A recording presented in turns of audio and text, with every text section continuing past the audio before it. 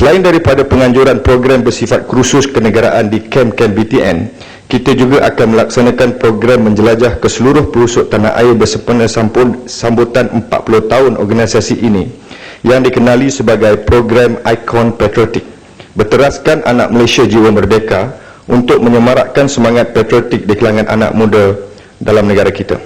Ia akan melibatkan penyertaan dari warga negara berusia di bawah 40 tahun yang akan mewakili negeri masing-masing, dan setiap pasukan dikehendaki melalui 15 intensiti cabaran dan penceritaan berkaitan patriotisme. Setiap pasukan juga akan bersaing selama 33 hari pelaksanaan program ini nanti dalam cabaran-cabaran yang telah ditentukan tadi. Terima kasih. Ya, kita lagi 2 hari aman macam ni, bagus. Yang Menteri Arau pun senyum kerana ada rombongan daripada Parlimen Arau Gua Sanji dalam Dewan. Sila Kota Samarahan. Terima kasih, Ya. Datuk Yang di-Pertua. Terima kasih kepada Timbalan Menteri atas jawapan yang begitu padat sekali. Soalan saya seterusnya adalah, kita mengucapkan ribuan tahniah kepada BTN kerana telah dapat mengelolakan banyak program di seluruh negara dalam usaha kita memantapkan semangat kecintaan dan kesetiaan kepada negara.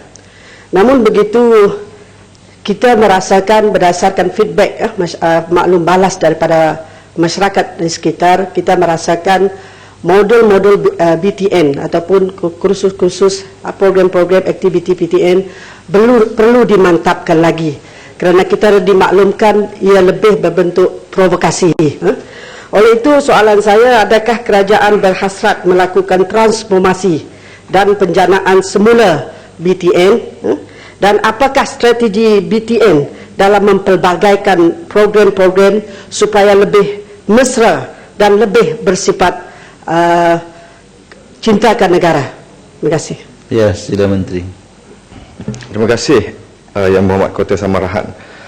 Perkataan provokasi ataupun image yang diberikan kepada BTN seolah-olah mempunyai elemen perkauman juga disebut, hanya kerana ditimbulkan oleh setengah pihak. Seperti yang saya nyatakan tadi, kita sebenarnya mengalu-alukan semua daripada rakyat Malaysia untuk memohon untuk kita adakan program. Tidak ada masalah dari segi itu. Malahan dalam tempoh perlaksanaan tahun-tahun kebelakangan ini, ia juga meliputi semua kaum daripada Melayu, Cina, India, Sabah dan Sarawak.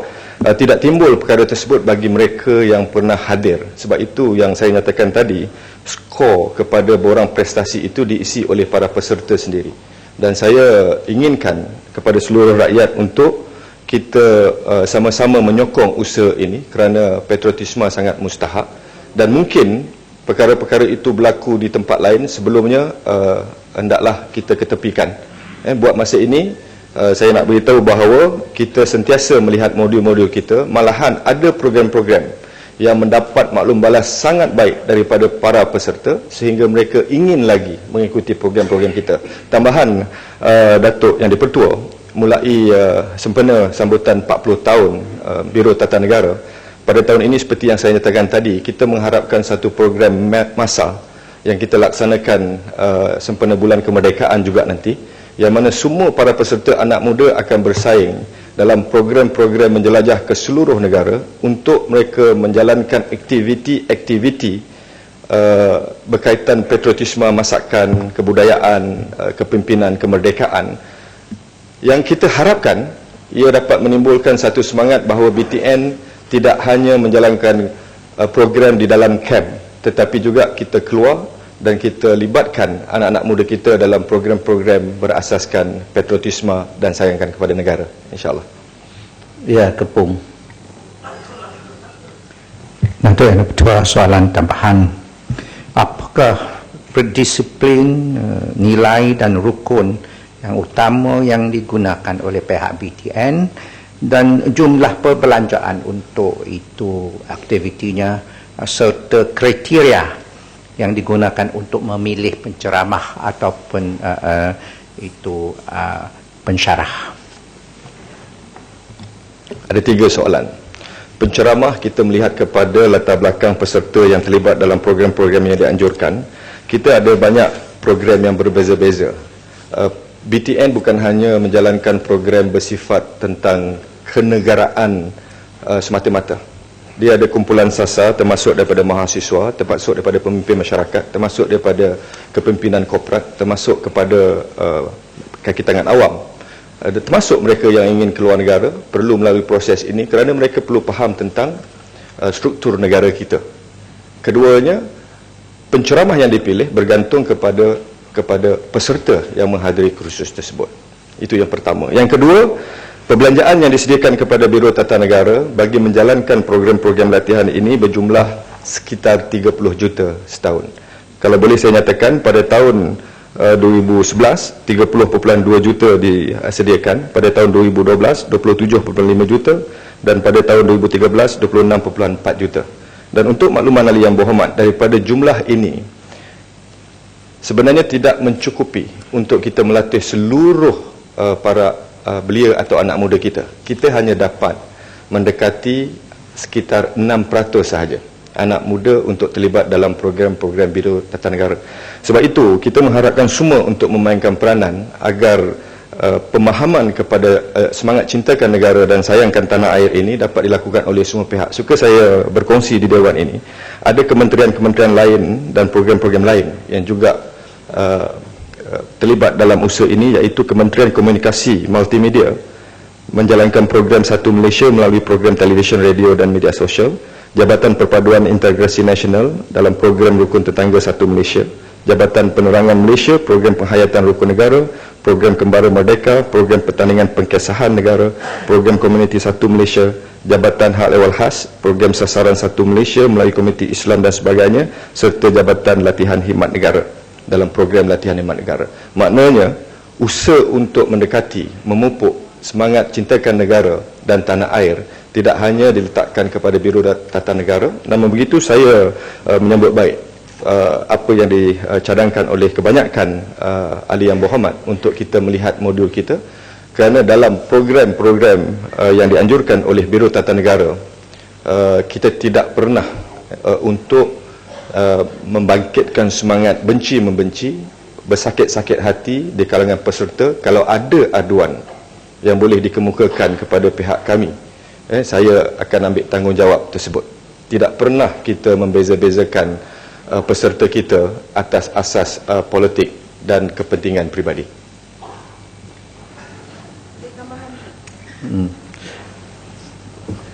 Saya jemput Puan Hajah Zuraidah binti Kamarudin. Tak boleh tambahan untuk Sila soalan soalan nombor 2. Bismillahirrahmanirrahim. Assalamualaikum Datuk Yang Pertua. Soalan saya nombor 2. Sila Menteri. Terima kasih Datuk Yang Dipertua dan terima kasih Yang Berhormat dari Ampang. Untuk makluman Dewan Yang Mulia ini, mengikut perangkaan yang dikeluarkan oleh Jabatan Perangkaan Malaysia sehingga bulan Disember 2013, seramai lebih kurang 200,000 orang, iaitu 1.42% wanita tidak bekerja, berada di dalam tenaga keseluruhan buruh yang berjumlah lebih kurang 14.8 juta orang. Manakala penyertaan wanita dalam program para masa pula, sehingga bulan Disember 2013 seramai 7.519 wanita, sama ada golongan siswazah dan bukan siswazah, telah berjaya ditempatkan ke alam pekerjaan. Jumlah ini, Datuk Yang Dipertua, adalah 44.7% daripada keseluruhan penempatan di bawah program ini, yaitu sebanyak 16.821 orang atau 16.821 penempatan. Program penempatan pada masa ini menyumbang ke-10 terbanyak, yaitu 7,3% daripada jumlah keseluruhan penempatan bagi tahun 2013. Penempatan tahun 2013 adalah pada keseluruhannya 230.099 orang dalam pelbagai bidang.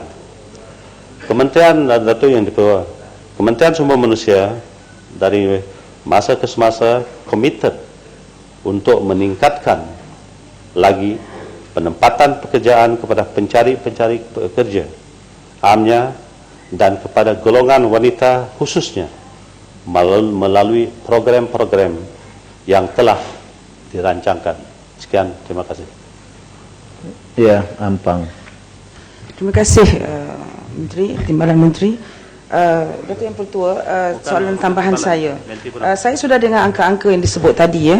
Jadi saya cuma nak memastikan bahawa bagaimana kementerian kerana memandangkan wanita merupakan separuh daripada population kita adalah wanita, jadi penglibatan wanita dalam tenaga kerja amat penting. Dan dalam keadaan ekonomi yang meruncing, yang barang naik, harga barang naik, GST yang akan datang dan sebagainya, jadi mesti ada satu perancangan yang khusus untuk tenaga kerja wanita agar mereka dapat menyumbang dalam pembangunan keluarga, untuk memastikan anak-anak cukup makan, anak-anak cukup pakai. Ya, makan memang ada, tapi kualiti makan tu, kuantiti makan itu juga satu isu. Jadi kena faham. Bila duit sikit, kualiti makanan tu turun. Jadi anak-anak kita akan menjadi teraniaya dengan program-program yang menghimpitkan ekonomi kepada rakyat. Jadi soalan saya di sini, relax lah. Kenapa? Ya, Kenapa soalan. Kenapa tension? Relax. Okey. Jadi Menteri, soalan saya harap kementerian membuat satu program yang khusus untuk tenaga kerja wanita dalam program separuh masa atau home based workers, yang mana mereka ni digemblengkan untuk menjana ekonomi keluarga dan juga negara, dan memberikan satu skim yang sempurna kepada mereka, mengambil kira tentang medical mereka, kebajikan mereka dan sebagainya. Yang keduanya, saya juga nak cadangkan Satu soalan je cukup. Nombor dua. Ini penting. Saya dah lama tak cakap ni. Tak boleh dua soalan. So saya nak sebut, dalam Kerajaan Barisan Nasional sekarang, banyaklah program krim lah, kedai Adat Satu Malaysia lah, kedai kain Malaysia lah, kedai buku Malaysia. Saya minta agar tenaga kerja wanita diberikan tempat-tempat di krim-krim ni, di apa, kram-kram semua ni, agar dapat membantu keluarga. Sekian, terima kasih. Ya. Terima kasih Datuk Yang Dipertua, terima kasih Yang Hormat dari Ampang. Pembetulan saya bukan timbalan menteri, saya menteri penuh. Jadi Datuk Yang Dipertua, soalan itu baik dan saya akan menjawab dengan lebih baik. Satu, program-program yang telah dibuat oleh kerajaan, khususnya melalui Kementerian Sumber Manusia, ialah satu atau langkah-langkah yang diambil oleh kerajaan melalui sumber manusia bagi meningkatkan penyertaan wanita kepada 55% menjelang tahun 2020 adalah satu program azam kerja. Di bawah program azam di bawah program satu azam ditawarkan kepada golongan wanita untuk mencuburi perusahaan kecil dan mikro dalam usaha kerajaan meningkatkan pendapatan keluarga. Dari tahun 2010 hingga 31 Disember tahun 2012, program Satu Azam telah mencatatkan penyertaan sejumlah 106.967 orang di seluruh negara. Dari jumlah tersebut, 70.224 orang peserta atau 65.65% adalah golongan wanita, Datuk Yang Dipertua. Bagi bulan Januari hingga bulan Ogos 2013 pula, seramai 25.544 orang peserta telah menyertai program Satu Azam. yaitu program Akhiri Zaman Miskin. Daripada jumlah tersebut, 16.470 orang peserta atau 64% adalah wanita. Hingga 31 Ogos 2013, program Satu Azam Akhiri Zaman Miskin, khususnya Azam Niaga, yang diselaraskan oleh Kementerian Pembangunan Wanita dan Kemajuan Masyarakat, telah memberi manfaat kepada seramai 2.322 orang ibu tunggal. Keduanya satu lagu program, yaitu melalui program apa yang kita kenali sebagai program Get Malaysia Business Online, atau dalam ringkasnya GMBO. GMBO turut diperkenalkan dalam usaha membantu 50.000 orang usahawan kecil, terutamanya wanita, bagi melonjakkan perniagaan dan meningkatkan jualan secara online. Dalam hal ini, Datuk Yang Dipertua dan Yang Berhormat Ampang, geran sebanyak RM1.000 Malaysia diberikan melalui peruntukan ringgit Malaysia 50 juta oleh Suruhanjaya Komunikasi dan Multimedia Malaysia SKMM. Bermula dari bulan Januari hingga Jun 2013, sebanyak 8.037 orang permohonan 8.037 permohonan telah diterima, dan dari jumlah itu sebanyak 1.750 permohonan telah diluluskan. Dari pada jumlah keseluruhan permohonan yang telah diluluskan, 54,4% atau 950 orang adalah terdiri daripada usahawan wanita. Ketiga, flexi workforce. Ini panjang, tetapi saya perlu... Ya, Ampang minta jawapan bertulis. Minta jawapan bertulis, Menteri. Okey. Ya, yang bertanya minta jawapan bertulis. Saya akur supaya saya akan menjawab secara bertulis, tetapi saya berpendapat bahawa lebih elok saya membaca. Saya menjawab di Dewan Yang Mulia ini, tetapi oleh kerana Datuk saya yang permintaan dari Ampang saya tak terima, tapi saya akur kepada arahan yang Speaker, minta jawapan betul untuk semua, terutama Pak Sulung juga. Ya. Ya, Pasir Gudang. Terima kasih Speaker, Datuk Speaker. Terima kasih Menteri. Soalan tambahan saya, pertamanya saya nak maklumkan di sinilah tahniah kepada Kementerian Sumber Manusia kerana telah mengambil daya usaha dengan memperkenalkan peraturan untuk flexi work hours, kerja separuh masa. Tetapi tujuannya kita faham adalah untuk membantu wanita di tenaga pasaran kerja. Persoalannya sekarang yang seperti dikatakan oleh rakan saya tadi itu, memerlukan perancangan kerana masalah GST ni rasa saya tak relevan lah. Kerana wanita membantu keluarga tak perlu kerana GST.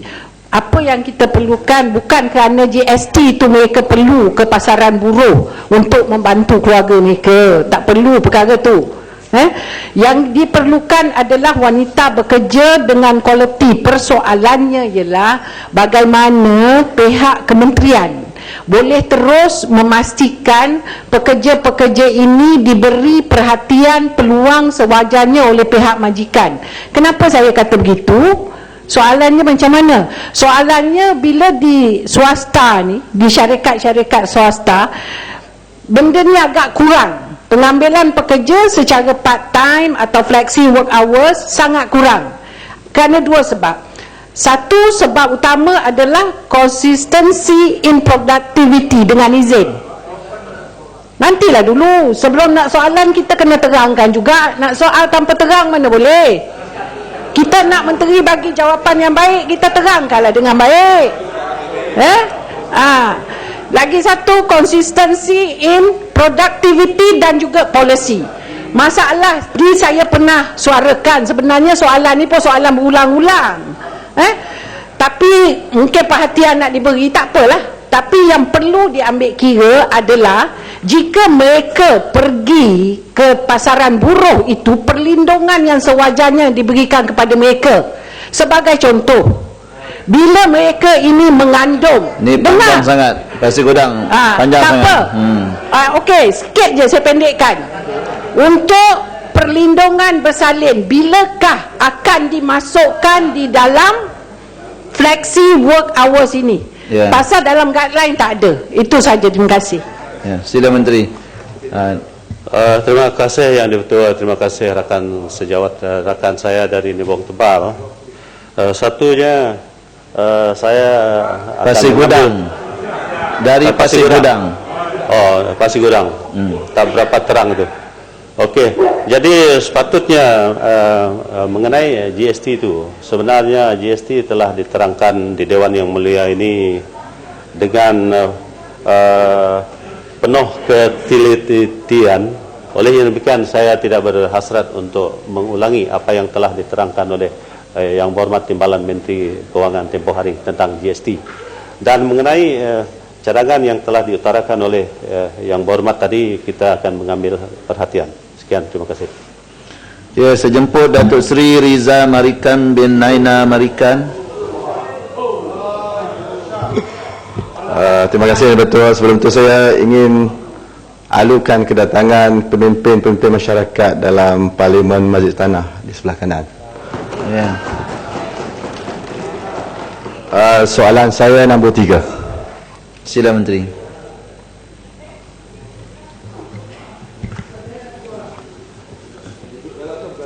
Terima kasih Tuan Yang di-Pertua.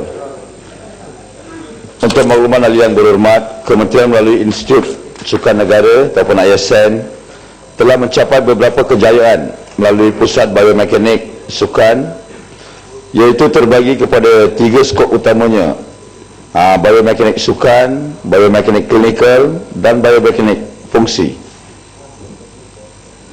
Melalui biomekanik sukan adalah kejayaan pukulan sudut penalti kepada pasukan Oki laki junior dengan izin yang telah muncul sebagai juara Junior Asia Cup Piala Sultan Johor.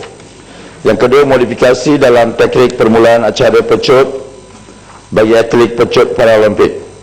Ketiga, membantu atlet dalam memperbaiki teknik serta memperkemaskan rutin terjunan sehingga memenangi pingat di Sukan Olimpik 2013. Seterusnya, membantu atlet dalam memperbaiki prestasi lompatan dalam acara lompat tinggi, membantu analisa pencegahan kecederaan serta pembetulan teknik serta pendaratan dalam sukan karate dan wushu. Dan akhirnya analisa mekanisme teknik spin ball untuk atlet tin pain bowling sehingga mencapai kejayaan di peringkat antarabangsa. Dan seterusnya Tuan Yang di-Pertua, dalam skop biomekanik klinikal pula, ISN telah berjaya membantu atlet dalam menentu ukur kedudukan atlet di atas basikal yang tepat yang dapat mengurangkan kesakitan bagi atlet berbasikal. Kedua, analisa pengubahsuaian teknik kecederaan lutut bagi atlet jalan kaki. Ketiga, mengubahsuai program rehabilitasi bagi mendedahkan tempo rehabilitasi melalui video analisis teknik larian. Keempat, pengubahsuaian teknik larian, lompatan dan pendaratan diberikan kepada atlet bola keranjang bagi mengelak kecederaan berulang, dan analisis mekanisme kecederaan belakang di kalangan atlet ten pin bowling. Dan Tuan Yang di-Pertua, seterusnya kejayaan dalam skop biomekanik fungsi meliputi pembetulan postur badan bagi atlet memanah, membentuk model matematik dan membuat ramalan kelajuan atlet dalam menentukan strategi dan taktik bagi atlet lumba basikal. Ketiga, mengenal pasti mekanisme kecederaan upper back pain dengan izin dan mencadangkan pembetulan kepada kedudukan atlet di atas basikal bagi atlet Paralimpik tandem cyclist. Keempat, mengenal pasti kecederaan low back pain di kalangan atlet lumba basikal. Dan kelima, mengenal pasti kecederaan low back pain di kalangan atlet menembak melalui analisa pengagihan berat, titik tekanan dan elektromyografi EMG dengan izin. Dan keenam, analisa terhadap kepelbagaian postur tulang tibia semasa mendarat selepas melakukan lompatan bagi atlet bola keranjang wanita, dan akhirnya mengenal pasti mekanisme dalam mekanik larian seperti dalam acara larian pecut untuk diperkenalkan kaedah mengelakkan kecederaan.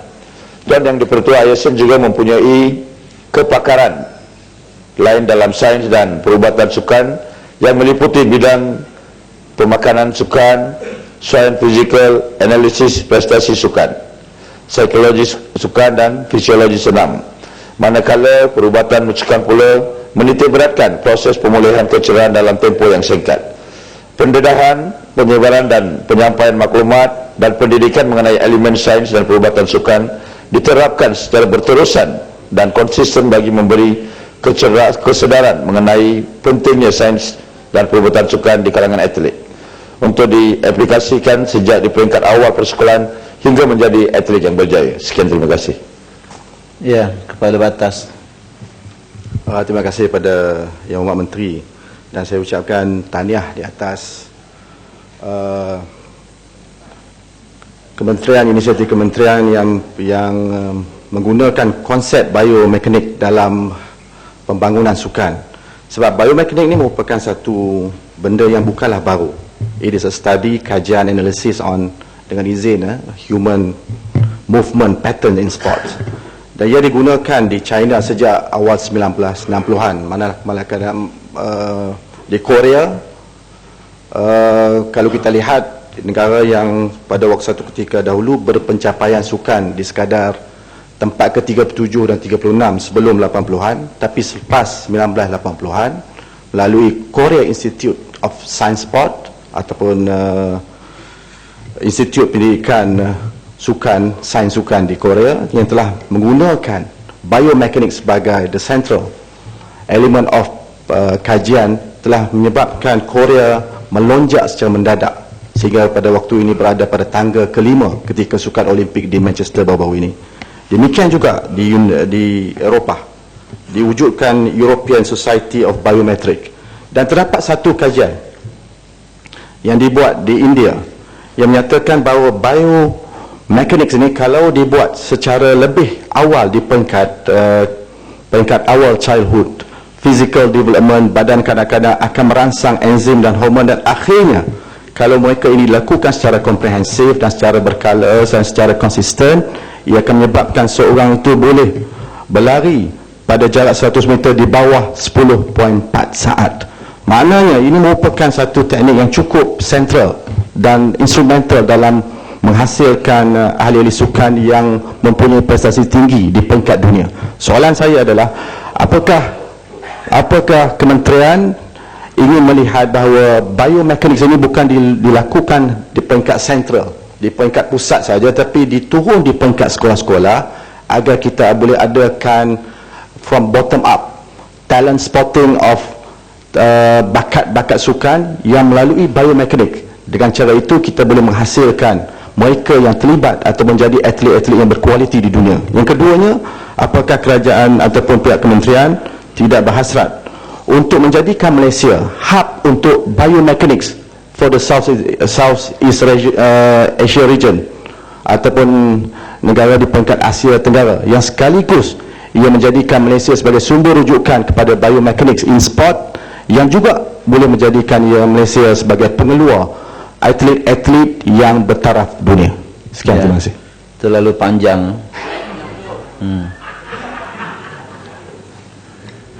Terima kasih Tuan Yang di-Pertua. Walaupun soalan dan pandangan yang berhormat cukup panjang, saya biarkan kerana tak ada bantahan. Satu pandangan dan cadangan yang penuh bererti untuk bidang sukan di negara ini. Hari ini kita lihat landscape sukan di seluruh dunia telah berubah. Di mana sebelum ni kita bergantung hanya dengan kebolehan dan kelebihan atlet. Tetapi hari ini landscape sukan di seluruh dunia telah berubah, di mana mungkin satu tahap nanti kita perlukan teknologi advancement dengan izin. Hari ini teknologi advancement yang menentukan kejayaan hampir semua atlet, ataupun mungkin 50%. 50% adalah teknologi advancement dan 50% adalah kelebihan dan kebolehan atlet itu sendiri. Maka biomekanik akan memainkan peran penting dalam abad yang akan datang, dan Kementerian Belia dan Sukan sentiasa mengikut perubahan di dalam tahun ini, dan kekangan kami adalah masalah peruntukan dan sebagainya. Walau bagaimanapun ISN memainkan peranan penting supaya program-program biomekanik ini disampaikan di peringkat akar umbi, supaya melahirkan atlet-atlet yang bertaraf antarabangsa. Dan cadangan yang berhormat mengenai jadikan KBS atau Malaysia sebagai hub biomekanik di negara ini akan dikaji secara mendalam kerana ia melibatkan kos yang begitu tinggi. Sekian, terima kasih. Ya, Kuala Kedah. Terima kasih Menteri. Saya ada sedikit nak tambah kepada apa yang dibincangkan tadi. Satu komponen penting dalam pencapaian sukan ialah domain minda, maksudnya minda, dan ada satu bidang khusus yang memang telah well developed dengan izin, iaitu apa yang disebut sebagai hipnoterapi, dan komponen fizikal biomekanik tadi digerakkan dan dimenangkan dan dicapai dengan minda yang betul. Dan bidang hipnoterapi dan clinical hypnosis ini digunakan dengan meluas dalam bidang sukan. Ada apa yang disebut dengan izin sebagai hypnotherapy in sports. Tiger Woods sendiri menggunakan hypnotherapist. Bidang itu saya rasa kurang diterokai dan kurang kita gunakan. Kepakarannya ada, tapi kita kurang gunakan di Malaysia. Jadi apakah ada perancangan terhadap itu dan apakah ada kesedaran terhadap itu? Terima kasih. Ya, Menteri. Tuan-tuan yang cadangan hipnoterapi itu satu bidang yang cukup luas. Mungkin kita akan kaji mengenai cadangan yang berhormat. Terima kasih. Saya jemput Datuk Johari bin Abdul. Soalan nombor 4. Ya, sila Menteri. Terima kasih Yang Berhormat. Terima kasih Tuan Menteri Berdua. Bismillahirrahmanirrahim. Assalamualaikum warahmatullahi taala wabarakatuh. Untuk menjawab soalan Yang Berhormat dari Sungai Petani, Tuan Dipertua, berdasarkan rekod Jabatan Insolvensi Malaysia ataupun MDI, jumlah individu yang masih berstatus muflis sehingga Disember 2013 ialah seramai 253,635 orang. Mulai tahun 2007 hingga 2013, seramai 122,169 orang telah diisytiharkan bankrupt dengan pecahan. Kalau saya buat pecahan sini, saya ambil daripada tahun 2007 sahaja sehingga 2013 untuk kita melihat trennya. Jadi dari tahun 2007 kita ada 13,238, 2008 kita ada 13,855, 2009 kita ada 16,228, pada tahun 2010 ada 18,119, pada tahun 2011 19,167, pada tahun 2012 ada 19,575, dan pada tahun 2013 ada seramai 21,987. Ya, jumlahnya ialah 122,169.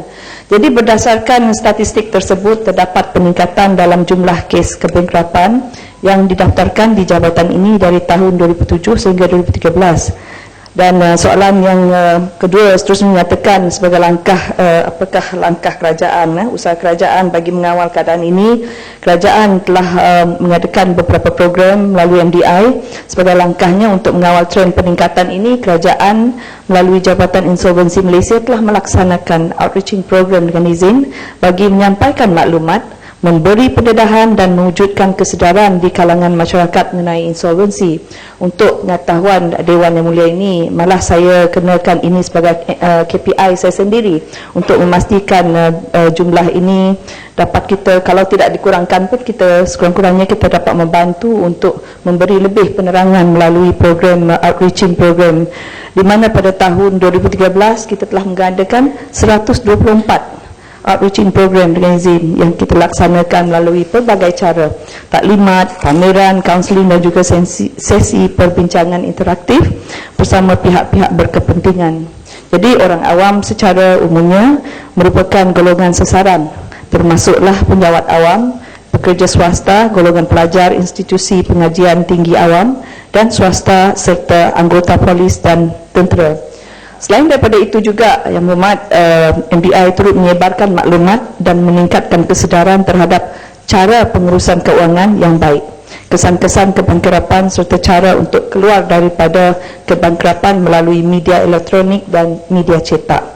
Jadi hasil daripada program yang telah kita laksanakan, kajian mendapati bahawa kesedaran orang awam telah meningkat tinggi, di mana jumlah pertanyaan berhubung kebangkrapan telah meningkat sebanyak 74%, iaitu kepada 8,027 orang pertanyaan pada tahun 2013 berbanding pada 4,611 pertanyaan pada tahun 2012, hampir 100% ganda, dia naik berlipat ganda, ya, di mana orang semakin ramai yang menyedarinya. Di samping itu juga bilangan jumlah bankrupt yang hadir di MDI juga telah meningkat sebanyak 37%, iaitu kepada 50,912 orang pada tahun 2013 berbanding hanya 37,625 orang pada tahun 2012. Ini jelas membuktikan kerajaan telah dan sedang mengambil langkah yang sewajarnya. Kita tidak akan berhenti di sini dan akan sentiasa komited ke arah meningkatkan kesedaran rakyat terhadap isu kebangkrapan. Jadi saya ingin menyeru kepada mana-mana pihak yang berhadapan dengan masalah kebangkrapan supaya tidak bersembunyi atau melarikan diri kerana ia tidak akan menyelesaikan masalah. Jadi itu saja setakat ini. Terima kasih. Ya, Sungai Petani. Terima kasih, Datuk Speaker. Soalan tambahan saya ialah jumlah 253,630 orang yang masih berstatus bankrupt. Saya tidak dapat bayangkan amat sukar bagi mereka yang mempunyai status demikian, khususnya daripada segi imej. Yang keduanya berurusan dalam urusan perniagaan dan pekerjaan. Jadi soalan saya, adakah mereka ini dalam kajian kementerian bankrupt akibat mereka mempunyai kredit yang mudah dapat kredit, ataupun kerana ekonomi yang makin mengimpit, khususnya di kalangan anak-anak muda, fresh graduate, ataupun remaja-remaja yang baru saja mendapat pekerjaan. Kerana kalau ini masalahnya, saya kira ada outreach program satu hal, tetapi menyelesaikan masalah yang sebenarnya itu lebih mustahak daripada outreach program. Terima kasih, Ustaz. Ya, sila Menteri. Terima kasih. Saya amat menghargai soalan itu supaya ianya dijadikan satu ruang untuk kita memberi kesedaran kepada yang lain melalui ruang ini. Ini ingin saya nyatakan di sini, kalau kita lihat daripada kategori kebangkrapan yang kebanyakannya kalau dikira 26.54% dengan izin adalah hasil daripada masalah sewa beli kenderaan. Ia melibatkan sejumlah, kalau kita lihat di sini daripada tahun 2007 sehingga 2014 terkini, jumlahnya 33,570. Kedua diikuti oleh pinjaman perumahan. Jadi saya rasa ini bukan juga dari segi ketegangan ekonomi saja, tapi ini mungkin kerana keperluan peribadi dari segi kenderaan dan juga perumahan. Yang lain itu pinjaman peribadi dan pinjaman perniagaan. Kalau kita katakan dari segi ekonomi, dari segi perniagaan, kita ada, ianya merupakan stage yang keempat dalam apa yang disenaraikan di sini. Kalau Yang Berhormat nak tanya mengenai, tadi menyebut mengenai golongan orang muda. Golongan orang muda, kalau kita kira dari segi umur di sini, mereka yang berumur di bawah umur 25 tahun, jumlah mereka yang bankrupt dari tahun 2007 sehingga 2014 ialah 1,895 orang, iaitu ianya hanya dalam 1,5%. Yang lain umur 25 tahun hingga ke 34 tahun ada secara terkumpul jumlahnya 25,552 orang. Sehingga mereka yang berumur 55 tahun. Jadi secara keseluruhannya, mengikut umur 25 tahun hingga ke 55 tahun ke atas, jumlah Secara total ialah 126,497 orang yang bankrupt. Kalau tadi yang bermak bertanya hanya apakah yang kita lakukan untuk membantu ini, kita selain daripada outreaching program, saya setuju ianya tidak mencukupi. Sebab itu kita sentiasa mewar-warkan. Seperti yang saya nyatakan, saya ambil itu sebagai satu cabaran bagi diri saya, di mana saya mencabar diri saya melalui mengenakan KPI untuk diri saya. Dan kita secara agresif melakukan program outreaching dengan menyasarkan, membuat sasaran apakah kumpulan-kumpulan yang kita sasarkan. Misalnya kali ini saya melihat kepada kumpulan ibu tunggal, kerana ramai wanita yang menjadi ibu tunggal itu yang ditinggal oleh suaminya, yang ditipu oleh suami, adanya ditipu oleh orang, jadi mereka ketinggalan dengan banyak hutang tanpa mereka sendiri melibatkan diri mereka dalam hutang-hutang tersebut. Jadi sebab itu saya menyasarkan kepada ibu tunggal dan juga kepada pelajar-pelajar supaya mereka bersedia. Dan selain daripada itu, saya sentuhkan juga mengenai AKPK. Walaupun AKPK, agensi kaunseling pengurusan keuangan ini bukan di bawah agensi saya, tetapi saya meminta mereka untuk membantu memberi penerangan untuk menguruskan keuangan. Mereka adalah di bawah agensi, di bawah bank negara. Jadi itu di antara usaha kita setakat ini. Terima kasih. Ya, Jerantut. Terima kasih Datuk Yang di-Pertua. Terima kasih kepada kerajaan kerana telah mengadakan pelbagai usaha untuk mengurangkan golongan dan senaraikan dalam muflis. Terima kasih juga kepada pemuda UMNO Malaysia, kerana saya difahamkan oleh rakan saya yang berhormat sekidang, ada usaha yang telah dibuat oleh pemuda UMNO untuk membantu golongan muda khususnya yang tersenarai dalam golongan muflis ini. Datuk Yang di-Pertua, statistik Jabatan Insolvensi 2007-2013 dibentang oleh Menteri sebentar tadi telah menunjukkan kepada kita angka yang begitu banyak. Sebagai contoh, 52,535 orang daripada senarai itu adalah orang Melayu, 38,407 adalah Cina, 14,710 adalah India, dan selebihnya lah lain-lain. Senarai itu juga menunjukkan 30% daripada jumlah senarai yang termasuk dalam bankrupt ini terdiri daripada mereka yang menjadi penjamin sosial, iaitu menjamin pelajar-pelajar yang menuntut di IPT yang menghadapi masalah tidak bayar hutang. Dari itu saya ingin bertanya kepada Yang Berhormat Menteri, adakah pihak kerajaan dalam usaha untuk memberi peluang kedua kepada mereka-mereka ini, adakah pihak kerajaan telah meneliti secara terperinci berkaitan dengan cadangan untuk memberi peluang kedua kepada individu yang muflis, serta memastikan tidak ada unsur-unsur kelemahan dan kecuaian dalam tindakan susulan mengutip hutang oleh pihak-pihak tertentu agar ia tidak memberi kesan buruk terhadap ekonomi dan penambahan bilangan individu yang muflis di masa akan datang. Terima kasih. Ya, Sila Menteri. Terima kasih di atas soalan tersebut, dan saya juga nak mengambil peluang ini ucapkan tahniah kepada pemuda UMNO kerana mengambil iktibar dan terus mengusaha ataupun mengambil inisiatif untuk membantu rakan-rakan mereka. Dan betul ada yang terkena dalam kategori penjamin sosial, dan selain daripada itu juga mempunyai masalah-masalah lain. Dari segi penjamin sosial, kalau diikut bilangannya tidak begitu ramai, ada 6,379, 5.04% saja. Macam mana cara kita membantu? Setakat ini kita dalam proses akan not amending, it's going to introduce new law dengan izin yang melibatkan kebankrapan ini. Jadi ianya masih dalam, bukan dikata dalam kajian, memang dalam proses pendrafan. Tetapi apa yang kita nak lakukan untuk membantu ialah untuk memberi peluang kedua itu. Inilah yang menjadi satu satu proses yang perlu kita teliti untuk melihat bagaimana amalan-amalan negara lain. Namun begitu, apa yang saya cadangkan supaya sesiapa saja yang menghadapi masalah ini untuk datang kepada MDI, supaya jangan kita melihat kepada masalah kekangan yang telah dihadapi itu menjadi satu memutuskan keadaan untuk hidup.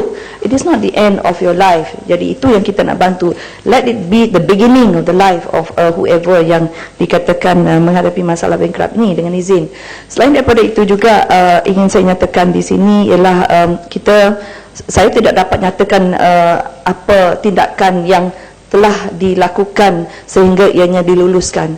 Jadi saya dalam perancangan cuba melihat kepada cara lain untuk membantu, memberi peluang kepada mereka untuk mendapatkan peluang kedua ini. Kerana kita juga memahami mereka yang muda ini perlu meneruskan kehidupan mereka dan kita perlu membantu. Jadi sebab itu saya mengharapkan agar mereka yang mempunyai rakan-rakan yang tergolong dalam masalah kewangan, masalah kebangkrapan lah, bukannya keuangan begitu saja, tetapi hanya menghadapi masalah kebangkrapan, bolehlah datang kepada MDI, jangan lari daripada MDI supaya mereka dapat membantu. Jadi sebab itu saya amat berterima kasih dengan rakan dari Pemuda UMNO yang telah mengumpul ramai nama yang mereka rasa memerlukan bantuan. Jadi kita bekerjasama dengan mereka untuk membantu. Malah kalau dari segi mendapatkan bantuan guaman, ingin saya nak nyatakan di sini, di mana kita ada Jabatan Bantuan Guaman yang boleh membantu memberi khidmat guaman secara percuma sekiranya mereka layak. Jadi sebab itu jangan lari daripada kami, datang kepada kami akan membantu. Sekian, terima kasih. Ya, saya jemput Dr. Nur Azmi bin Ghazali. Terima kasih Datuk Yang di-Pertua. Bismillahirrahmanirrahim. Assalamualaikum warahmatullahi taala wabarakatuh. Gosok gigi di tepi jendela, terus ke kedai sarapan bersama. JST lulus, rakyat terbela. Soalan Bagan Serai bernombor 5. Ya, sila. Bismillahirrahmanirrahim. Assalamualaikum warahmatullahi wabarakatuh. Datuk Yang di-Pertua, terima kasih Bagan Serai. Industri otomotif Datuk Yang di-Pertua telah bermula secara besar-besaran kira-kira 100 tahun dahulu apabila syarikat Ford memperkenalkan kaedah pengeluaran dengan izin mass production. Pada hari ini kira-kira 70 juta unit kenderaan dikeluarkan setiap tahun. 70 juta, satu angka besar. Dulu tak ada kereta, sekarang semua ada kereta dah. Industri otomotif Datuk Yang Betul merupakan pemangkin kepada proses perindustrian dan telah mewujudkan banyak peluang pekerjaan. Pada masa ini jumlah pekerjaan dalam industri ini dalam negara kita ialah sebanyak kira-kira 550,000 orang. 550,000 iaitu lebih setengah juta. Industri otomotif adalah satu industri yang penting bagi negara kita, termasuk bagi merealisasikan wawasan 2020 untuk menjadi sebuah negara maju.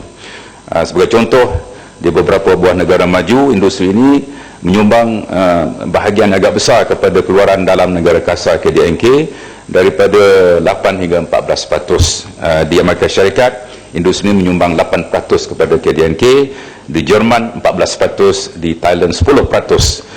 Di negara-negara tersebut terdapat apa yang dipanggil dengan izin automotive city ataupun region seperti Kentucky di Tennessee, Alabama di Amerika Syarikat, Wolfsburg di negara Jerman, Toyota City di Nagoya, Jepun dan Rayong di Thailand. Begitulah betapa pentingnya industri otomotif.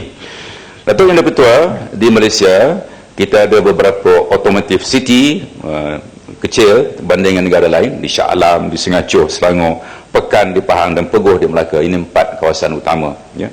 Jumlah pekerjaan dalam sektor pengeluaran kenderaan dan komponen yang telah diwujudkan di setiap kawasan ini termasuk vendor adalah sebanyak 50,000 di Shah Alam, 30,000 di Singacuh, 5,000 di Pekan dan 3,000 di Peguh, Melaka.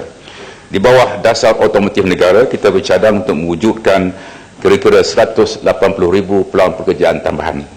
Dan pada hari ini industri ini menyumbang cuma 3.4% kepada KDNK negara, dan menjelang tahun 2020 kita harap semangatnya akan naik 2 kali ganda, kira-kira 7%. Ya. Datuk Yang Bertuah, kalau tengok pada Proton umpamanya, walaupun yang bekerja di Proton cuma 12,000 orang sahaja, tetapi Proton telah melahirkan beberapa syarikat pengeluar komponen dan alat ganti, serta juga mewujudkan rangkaian pengeluar atau wakil jualan tempatan. Proton juga telah membangunkan keupayaan pengeluar komponen dan alat ganti tempatan sehingga mampu membekal syarikat-syarikat pengeluar kenderaan dunia. Selain itu, Proton juga telah berjaya meningkatkan penyertaan Boeing Putra dalam industri otomotif. Datuk Yang Bertuah, di bawah dasar otomotif negara yang diperkenalkan bulan Januari yang lalu, kita nak tumpu kepada kenderaan bertenaga efisien ataupun EV, dan ini telah berjaya. Setakat ini umpamanya Proton, umpamanya Pro 2 akan tambah pengeluarannya 100,000 unit lagi di Sungai Choh. Pelaburannya melibatkan 2.3 bilion, dan inilah bahawa segmen kenderaan bertenaga efisien ataupun EV. Honda telah melabur 1 bilion di Pegoh. Mazda luluskan pelaburan 300 juta dan akan tambah lagi 400 juta. Dan pada jam 1 hari ini saya akan umumkan satu pelaburan besar daripada negara China yang melibatkan pengeluaran 100,000 unit kenderaan, dan ini akan mewujudkan 5,000 peluang pekerjaan. Pelaburannya 2 bilion, 2,000 juta. Satu tengah hari saya akan umumkan satu pelaburan besar daripada negara China. Jadi Datuk Yang Dipertua, selain daripada pengeluaran kenderaan, kerajaan juga menggalakkan pelaburan dalam pengeluaran komponen bernilai tambah tinggi dan kritikal. Contohnya, kerajaan telah berjaya menarik sebuah syarikat Jepun, Akashi Kikai namanya, untuk melabur 700 juta ringgit di Sendayan Negeri Sembilan dengan pengeluaran sistem transmisi. Projek ini akan mewujudkan 400 lagi peluang pekerjaan, dan selain itu saya ingin maklumkan dalam ini bahawa sebuah syarikat juga telah mengemukakan cadangan untuk melabur dalam sistem pengeluaran enjin. Pelaburan ini 2 bilion ringgit. Jadi jelas kepada kita bahawa industri otomotif amat penting dan telah banyak menyumbang kepada kemajuan ekonomi negara. Terima kasih. Ya, Bagan Serai. Terima kasih Datuk Yang Bertuah. Terima kasih Menteri. Industri otomotif adalah satu industri yang mengaplikasikan ilmu pengetahuan dan teknologi yang tinggi. Inilah juga satu industri yang akan berhadapan dengan persaingan global yang sengit. Tulang belakang kepada industri ini menghendaki kewujudan modal insan yang menepati keperluan khusus untuk industri otomotif dan juga ekosistem industri yang kompetitif. Soalan saya, apakah langkah kerajaan untuk memastikan keperluan khusus modal insan untuk industri ini tercapai?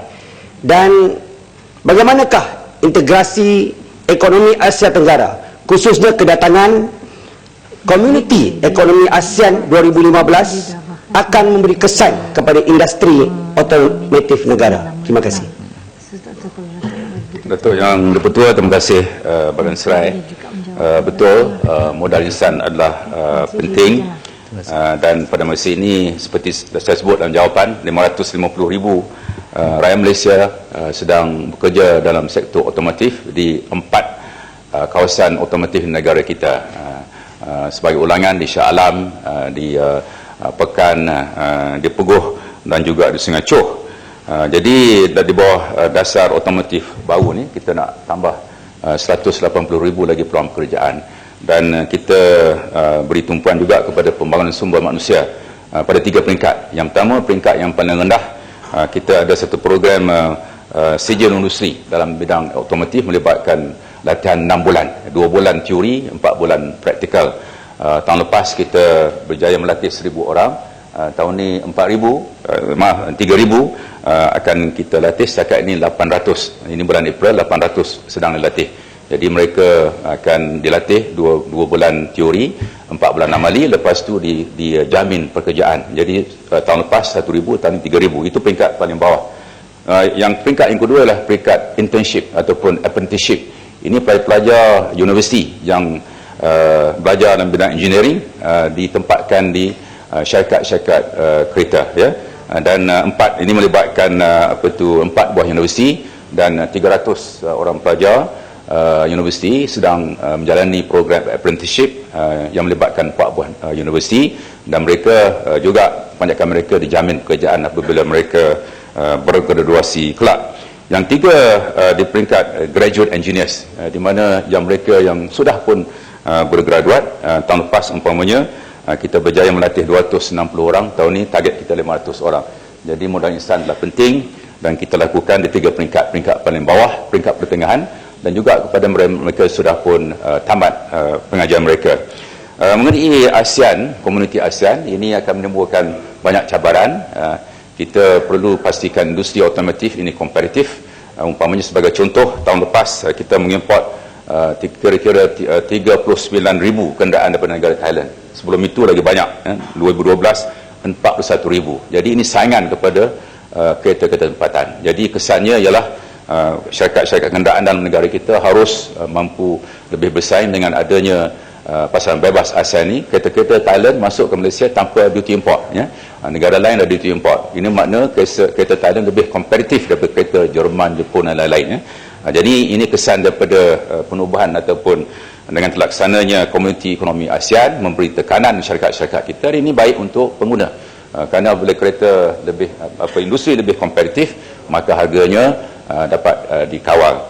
Selain memberi tekanan kepada industri negara kita, sudah pasti ada juga peluang. Umpamanya kita boleh ekspor kereta ke negara Thailand. Mazda umpamanya yang di pasaran Malaysia sedang diekspor dengan negara Thailand. Komponen-komponen yang kita keluarkan negara kita ada yang dijual di Indonesia, ya, kerana pelaburan Pro 2 ataupun Daihatsu ada di Malaysia dan juga di Indonesia. Jadi satu sudut ia menimbulkan saingan yang lebih sengit kepada industri tempatan, satu sudut lagi ada peluang. Jadi kita harap industri otomotif tempatan akan menggunakan peluang sepenuhnya supaya kita dapat membina satu industri otomotif yang mampan dan juga yang dinamik. Terima kasih. Ya, Kuala Langat. Terima kasih Datuk Speaker. Menteri, setelah mendengar dengan khusyuk dan tawaduk atas masa depan sektor automotif ini, memperlihatkan kepada dunia bahawa negara Malaysia ini advantage-nya dalam keadaan geografinya, sosiopolitiknya kalau dibandingkan negara jiran. Tetapi di masa dahulu, pusat pemasangan automotif seperti Toyota, Volvo itu berada dalam negara. Yang jelas mereka telah berpindah di Thailand dan menjadi pesaing kepada kita. Soalan saya ialah, apakah jaminan kekuatan untuk produk tempatan seperti Proton dan Pro 2 tak kala TTPA memungkinkan menjadi kerisauan terhadap persaing dalam sektor automobil yang akan dilihat menjadi pesaing yang terdesak dan mungkin menjejaskan pengeluaran tempatan. Di samping itu, langkah yang boleh menjaminkan sekiranya perjanjian TTPA ini menjadi realiti dan kerajaan boleh membendung supaya produk negara ini tidak terjejas atas persaingan perjanjian ini. Mohon penjelasan Menteri. Terima kasih Datuk Yang di-Pertua. Ya, Sedang Menteri. Terima kasih Kuala Langat yang bercakap dengan khusyuk dan tawaduk, ya. Khusyuk betul, tawaduk tak tahu dah, tak pasti. Tawaduk yang tu tak pasti. Jadi soalannya apakah jaminan bahawa industri negara kita akan mampu bertahan, ya, apabila sekiranya TPA belum tanda tangan lagi, sekiranya, ya, belum tahu sama ada dapat ditandatangani atau tidak. Dewan akan memutuskannya, Dewan akan membahaskan perkara ini bila tiba masanya. Jadi berkaitan perkara ini, kita ada kaedah kita sendiri dalam Malaysia, industri otomotif. Yang pertama saya nak maklumkan Dewan ini bahawa sekarang ini pun sudah ada saingan, ya. Sekarang ini kereta-kereta saya sebut itu dari Thailand, ya. Tahun lepas kita mengimport 39,000, dulu tak ada. Oleh kerana ASEAN, dulu TPA ni belum lagi. ASEAN sudah pun 11/2010 sudah pun duty sudah kosong, duty import. Maka kita lihat peningkatan yang ketara. 41,000 2012, 39,000 tahun lepas import daripada negara Thailand. Ini menimbulkan saingan. Saingan itu ada buruk baiknya. Baik untuk pengguna. Yang umat bercakap di sini dalam Dewan ini tentang harga yang berpatutan. Maka bila ada saingan, harga berpatutan. Kalau tak ada saingan, harga tinggilah. Jadi ada buruk, ada baiknya. Saingan itu bagus kerana ia memungkinkan kita beli kereta pada harga munasabah. Tapi saingan itu juga memberi tekanan pada syarikat-syarikat mungkin habis. Macam di sebuah negara 2017 tidak ada lagi pengeluaran kereta, ya, tidak ada lagi. Kenapa? Kerana tak boleh bersaing. Tutup, Toyota tutup. 2017 tidak ada. Semua kereta akan import luar negara. Dasar kita di Malaysia ialah untuk mempertahankan industri ini. Itu sebabnya hari ini 550,000 bekerja bidang otomotif, tambah 180,000 2020, dan dasar kita ialah untuk membina kekuatan, ya, ikut kemampuan kita. Jadi saingan sudah pun ada. TPA belum lagi tanda tangan, dan kita tetap apa jua yang kita lakukan dalam mana-mana perjanjian, kita akan menunding untuk mempertahankan kepentingan negara, insya-Allah. Terima kasih. Ya, saya jemput Tuan Wong Tian Fat alias Wong Yak Foh. Ya, Tua, soalan saya soalan 6. Ya, sila.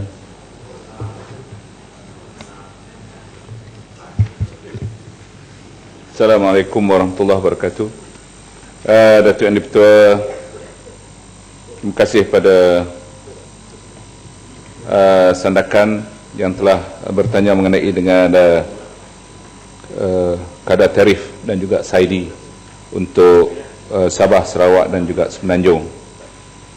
Datuk Yang Di-Pertua, untuk maklumat ahli yang berhormat, pada masa ini kedudukan prestasi pembekalan elektrik di Semenanjung, Sabah dan Sarawak boleh dikatakan bertambah baik berbanding pada tahun-tahun sebelumnya. Ini dapat dilihat melalui pengurangan catatan SAIDI ataupun System Average Interruption Duration Index yang meliputi ketiga-tiga wilayah tersebut. Yang pertama di Semenanjung, dianya telah menurun daripada 60.35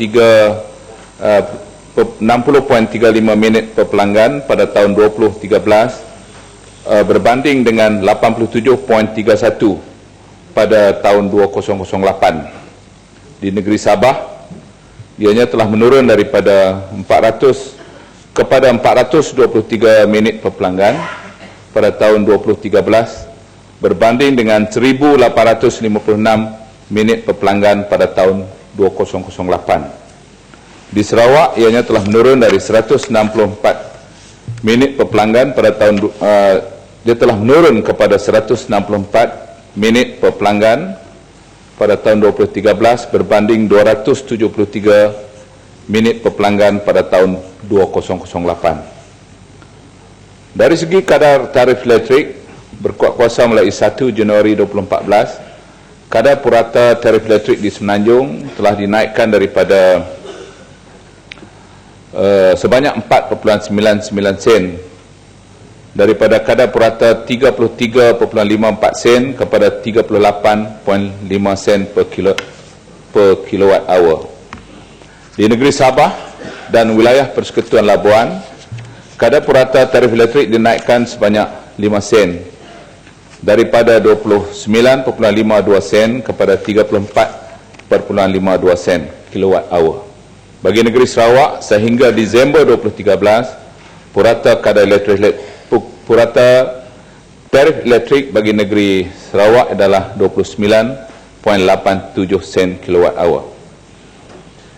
Untuk makluman ahli-ahli yang berhormat, sematkan semula tarif elektrik di negeri Sabah dan wilayah Persekutuan Labuan adalah penting bagi memperbaiki kedudukan kewangan dan kemampanan SESB untuk meningkatkan keupayaan dan daya harap sistem pembekalan elektrik di Sabah. Kenaikan kadar purata tarif elektrik sebanyak 5 sen daripada kadar sebelum ini 29.52 sen adalah diperlukan untuk mengimbangi jurang yang kian meningkat antara kos pembekalan elektrik dengan tarif elektrik yang sedia ada, agar SESB dapat terus membekalkan bekalan elektrik yang berdaya harap di Sabah dan wilayah Persekutuan Labuan. Kadar purata tarif elektrik sebelum ini 29.52 sen hanya mampu menampung 80% daripada kos operasi SESB dan tidak mencerminkan kos pembekalan sebenar SESB. Kadar tarif elektrik SESB yang rendah menjadi faktor penghalang kepada usaha untuk mempertingkatkan tahap kualiti perbekalan elektrik di Sabah. Sungguh pun begitu, kedudukan prestasi perbekalan elektrik di Sabah dan wilayah Persekutuan Labuan pada masa kini kian bertambah berbanding dengan tahun-tahun sebelumnya. Melalui usaha dan bantuan kerajaan, persekutuan yang berterusan, kerajaan yakin pencapaian SAIDI bagi tahun-tahun akan datang akan bertambah baik dengan pencapaian SAIDI yang dijangkakan kurang dari 450 minit per pelanggan satu tahun. Terima kasih. Ya, Sandakan. Terima kasih Tuan Yang Ketua. Terima kasih Timbalan Menteri. Jadi nampaknya meningkat tarif yang begitu tinggi, tetapi tidak nampak prestasinya ada meningkat. Ini kita merasa banyak kesukaran yang di Sabah sana. Jadi di sini, Tuan Yang Dipertua, Sabah yang menadakan setiap bulan ini power sharing. Jadi for the yang last week, 1 minggu, Sabah mengalami power sharing setiap hari 3 hours, 3 jam. Jadi begitu punya keadaan, begitu kita tengah kerajaan memberi janji selepas janji, tetapi masih keadaan begitu low. Saya ini mau memberitahu yang berhormat di Dewan Mulia sini. Jadi Timbalan Menteri memberitahu SAIDI di Sabah sekarang yang 426 pada tahun ini. Tetapi untuk makluman Dewan ini, garu you mengkira masuk ada separuh, saya fikir yang khasnya disantakan. Banyak tempat yang itu kita sebut ya half SAIDI lah, sebab pengguna itu power itu tidak cukup. Jadi mungkin dia 3 phase baru jalan 1 phase. Jadi sebanyak punya separuh rumah ada power, separuh punya tidak ada. Jadi keadaan begitu, SAIDI mesti tidak 426 tidak mampulah. Ya. Jadi soalan tambahan saya ialah, adakah kementerian menetapkan satu sasaran bahawa SAIDI di Sabah akan diturunkan dalam tahun ini dan tahun yang kemudian? Jaru ada berapa SAIDI ini akan diturunkan? Ya. Jadi lagi, Garut kita pun mau juga tahu, kementerian ini ada satu sasaran juga, SAIDI di Sabah bila boleh meningkat setaraf dengan SAIDI Semenanjung 60 minit saja setahun. Ya. Apalah. Sila Menteri.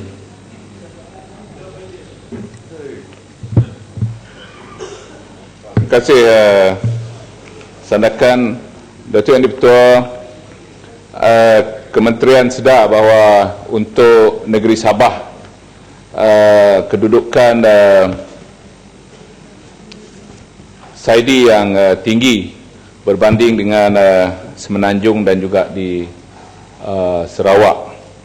Antara faktor-faktor yang boleh saya sebut di sini untuk jawapan pada Yang Berhormat Sandakan dalam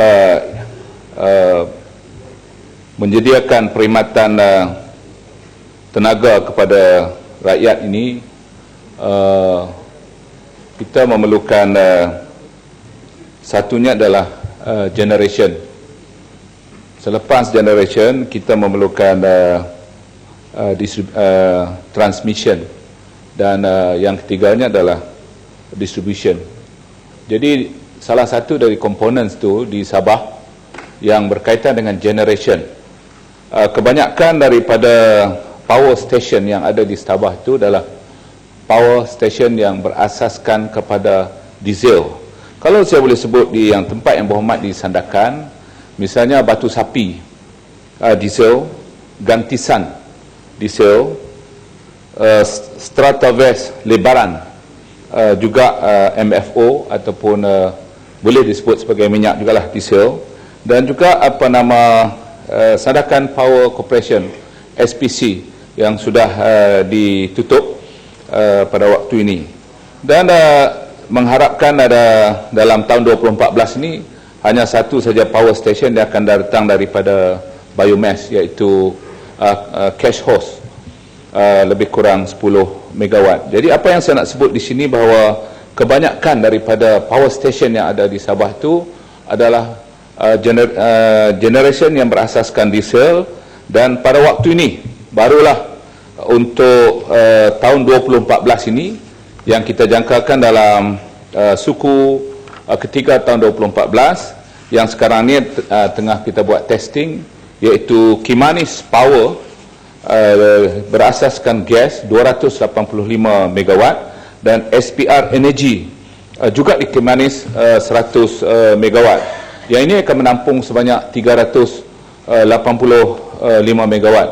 Pada waktu ini kita ada transmission line daripada pantai barat ke pantai timur, dari Kota Kinabalu ke Sendakan melalui Ranau, dan sudah semestinya transmission ini mesti juga di-upgrade untuk membolehkan laluan bekalan ini sampai dengan baik ke Sendakan.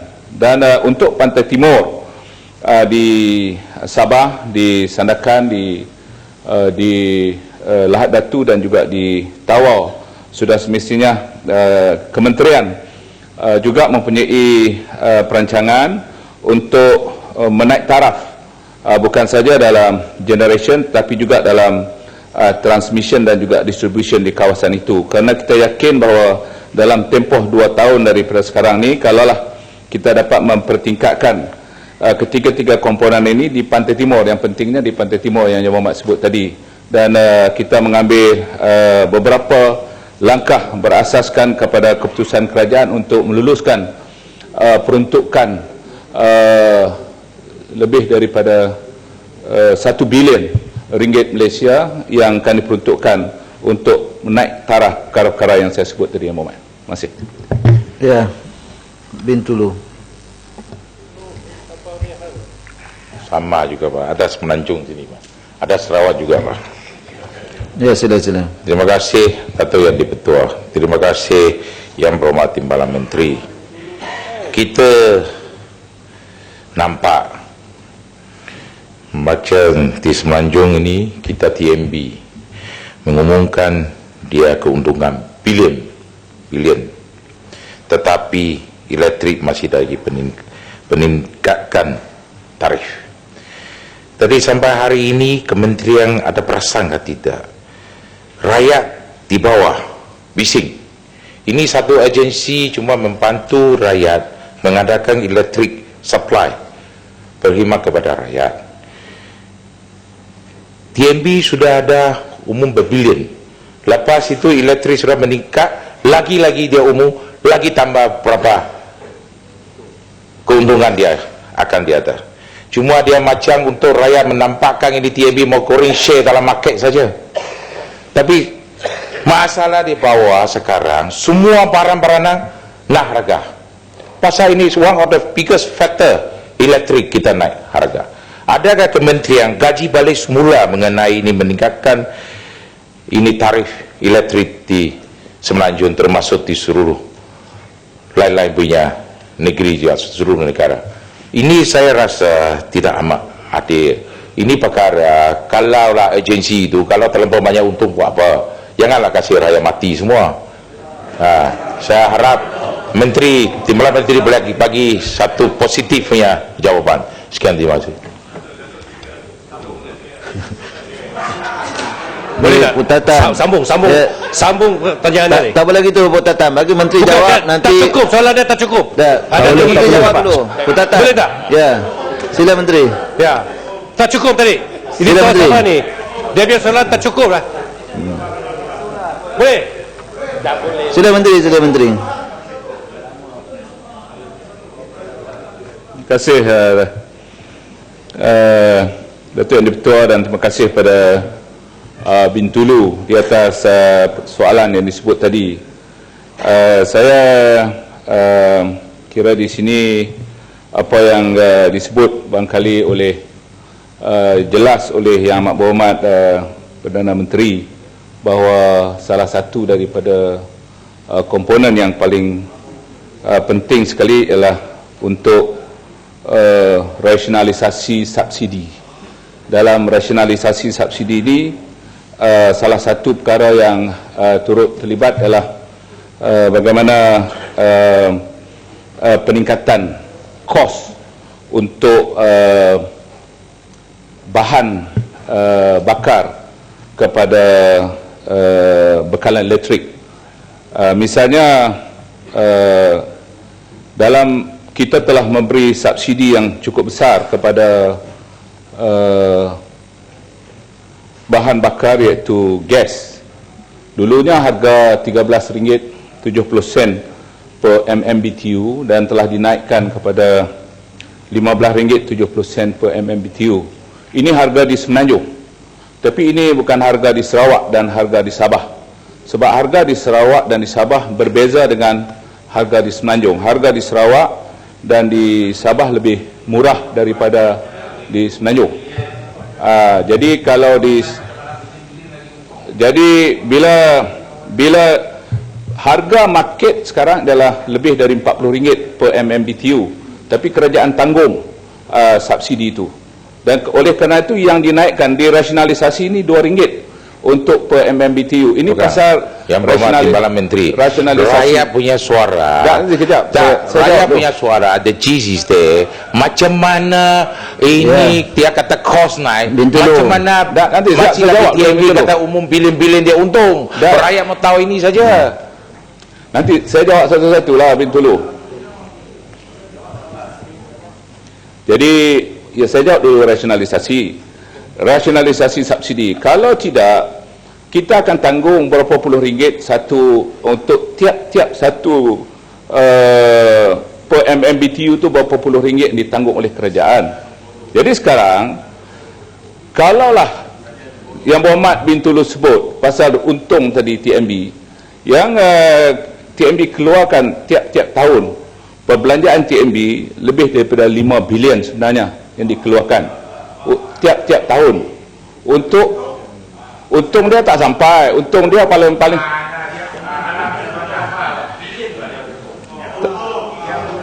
ya lain diam ya. Sila Menteri. Jadi kalau panjang jawapan betul ya Menteri. Ya. Tengok apa nanti kita Menteri. Ini soal naik tarif di tarif elektrisiti Sabah ni. Boleh postpone atau tidak? Sebab masalah listrik lampu di Sabah ni masih teruk sekali. Boleh postpone ke? Boleh tunda? Jangan kasih naik tarif dulu. Tak boleh postpone. Tak boleh. Tak boleh postpone. Rakyat nak minta ni. Ini soalan rakyat, bukan soalan saya. Ya, saya tahu. Boleh tak kita buat usul? Tak boleh. Tak boleh. Ya. Jawapannya tak boleh. Jadi untuk yang Berhormat Bintulu sebut pasal jumlah keuntungan tadi dengan jumlah perbelanjaan TMB itu, saya akan bagi jawapan bertulis pada yang Berhormat. Ya. Tak, saya bagi bukan tipu. Yang betul betul lah. Yang ya Menteri. Ya. Menteri. Timbalan Menteri, surah khabar itu tak boleh lari punya public information. Dia public list dia kumpul, dia keuntungan bilion. Tak boleh kata sekarang tak ada untung. Macam mana huru hara? Sudah jawab betul sudah. Yang Berhormat Bintulu, bukan saya kata tak untung, saya katakan untung, dan untung itu pun berbilion. Cuma saya katakan jumlah yang dibuat perbelanjaan kepada rakyat, balik kepada rakyat itu lebih daripada 5 bilion satu tahun. Untuk itu saya bagi detail. Ya, Mohd Menteri. Jadi saya ingat untuk memuaskan hati yang Berhormatlah Bintulu yang memang tak puas hati, saya akan bagi jawapan bertulis yang ini bukan saya tidak puas hati, rakyat tidak puas hati. Ya, Bintulu cukuplah Bintulu. Ya. Okey. Ya. Ya, kena batangan sila. Terima kasih. Ya, Mohd, terima kasih Datuk Petua. Soalan ini melibatkan rakyat dan negara. Jadi soalan tambahan saya, yaitu memandangkan kerajaan telah mengimplementasikan kenaikan tarif di Sabah, Sarawak dan Semenanjung. Di Sabah lebih kurang 5 sen, dan perkhidmatan elektrik dia sebetulnya masih di tahap yang dulu juga. blackout di sana sini. Di Sabah ini Datuk Ketua, kalau tidak blackout bukan Sabah lah. Itu dia punya cerita. Jadi memandangkan ianya tarif dia naik, rakyat bising. Apakah langkah-langkah jangka panjang yang diambil oleh kerajaan untuk memastikan bahawa bakalan tenaga elektrik ini mendapat apa ini kenaikan Jabatan. Ya, Putatan. Boleh bantu Jabatan. Tak boleh benar. Tak boleh petani Putatan, tak boleh. Boleh ke saya cadang? Kasih naik alam-alam kasih naik 20 sen. Boleh. Ya. Putatan sudah marah itu Ketua. Jadi apa langkah-langkah yang komprehensif yang dilakukan oleh kerajaan untuk memastikan bahawa bekalan tenaga elektrik di Sabah ini khususnya dapat dipertingkatkan. Tarif naik tapi kualiti perkhidmatan dia meningkat. Bermakna rakyat puas hati. Jangan tarif naik, listrik satu hari 4 kali mati. Itu masalah. Ya, kalau sudah. ini berterusan kita susah untuk bertuah. Terima kasih. Ya. Terima kasih kepada Datuk Yang di-Pertua dan Kina Bertangan. Berhubung dengan soalan daripada, saya nak jawab yang saya nak bagi maklumat pada Bintulu dulu sikit. Bintulu. Dah yang Bapak Menteri. Ni tolong beritahu depa apa yang pelik sangat bantah kenaikan tarif elektrik pula ni. Saya apa heran ni. Saya heran macam mana boleh bantah kenaikan tarif elektrik. Gosok gigi. Sebelum ni semua sokong. Gosok gigi. Semua sokong. Ya, pokok senang. Sokong. Kena sokong bantu kerajaan. Pokok senang. Ya. Ya. Pokok senang. Ya. Ya, Menteri. Saya pun heran pokok senang tak faham peraturan ni. Ya. Pokok senang. Sila. Pokok senang biar. Ya, pokok senang Menteri. biar saya jawab. Jadi Bintulu sebut tadi, saya nak sebut pada Yang Berhormat Bintulu, 300 kilowatt hour ke bawah tu tak kena kenaikan apa-apa pun sebenarnya, dan itu melibatkan lebih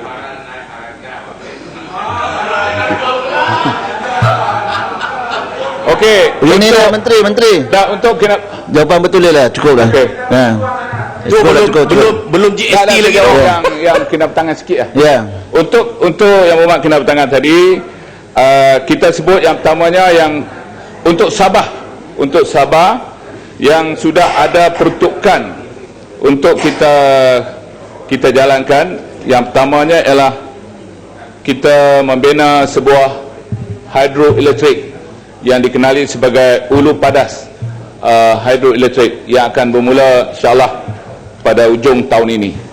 Yang keduanya, kita juga sedang menjalankan satu projek di Tawau yang dipanggil Tawau Green Energy sebanyak 30 megawatt, dan insyaAllah kita akan commissionkan yang saya sebut tadi, Kimanis Power 285 megawatt, SPR Energy Kimanis 100 megawatt, dan Cash House di Sandakan sebanyak 10 megawatt. Jadi pertambahan yang sedia ada dalam market untuk Sabah pada waktu ini akan mencapai lebih kurang 400 megawatt yang baru pada hujung tahun ini, dan insyaAllah akan ada penambahbaikan. Dan pada waktu yang sama kita juga telah menyediakan peruntukan untuk transmission, memperbaiki transmission dan juga distribution, khususnya di Pantai Timur, di Sandakan, di Tawau dan Lahad Datu. Terima kasih Tuan kedatangan. Ya, saya jemput Puan Mas Ermiyati binti Samsudin. Dari Masjid Tanah untuk berteduh, soalan saya nombor 7. Ya.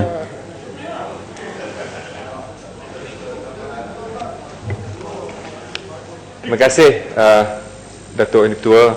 Terima kasih Berhormat Masjid Tanah. Seperti pengumuman yang telah dibuat, pentaksiran berasaskan sekolah PBS akan diteruskan dan telah dilaksanakan dengan penambahbaikan mulai 1 April 2014 berikutan hasil kajian semula PBS yang melibatkan pelbagai pihak stakeholder. Antara penambahbaikan yang telah dilakukan ialah: 1. Menggantikan penggunaan dokumen standard prestasi dengan panduan perkembangan pembelajaran murid. Guru juga tidak perlu menyediakan fail perkembangan murid, dan melengkapkan rekod transit. Perekodan perkembangan pembelajaran murid boleh dilakukan mengikut kesesuaian guru. Seterusnya, bagi memastikan guru memberi fokus terhadap pengajaran dan pembelajaran, guru tidak perlu lagi mengisi data penguasaan murid menerusi SPPBS secara online seperti sebelum ini. Guru boleh merekodkan perkembangan pembelajaran murid secara offline. Pihak sekolah akan mengadakan ujian bulanan, peperiksaan pertengahan tahun atau peperiksaan akhir tahun sekolah yang dapat memberi gambaran kepada ibu bapa tentang tahap pencapaian anak mereka. Guru juga akan menyediakan pelaporan perkembangan pembelajaran murid untuk memaklumkan kepada ibu bapa. Dan peperiksaan penilaian menengah rendah ataupun PMR di tingkatan 3 dimansuhkan dan akan digantikan dengan pentaksiran tingkatan 3 PT3 melalui PBS. Ini bermakna tiada peperiksaan berpusat untuk pelajar tingkatan 3. Melalui pentaksiran, pihak sekolah akan mentadbir, mentaksir dan memberi skor terhadap pentaksiran tersebut berpandukan instrumen dan panduan peraturan penskoran yang setara, standardized, yang disediakan oleh pihak lembaga peperiksaan. Pentaksir luar yang dilantik oleh lembaga peperiksaan akan melaksanakan moderasi dan juga verifikasi. Untuk makluman ahli yang berhormat, bagi memastikan PBS yang telah ditambah baik ini dapat dilaksanakan dengan berkesan dan mengatasi kerisauan semua pihak yang terlibat dalam sistem pendidikan negara kita ini, Kementerian Pendidikan Malaysia telah mengadakan taklimat secara terperinci tentang konsep dan pelaksanaannya kepada pegawai-pegawai di Jabatan Pendidikan Negeri, pejabat pendidikan daerah, pentadbir dan juga guru-guru.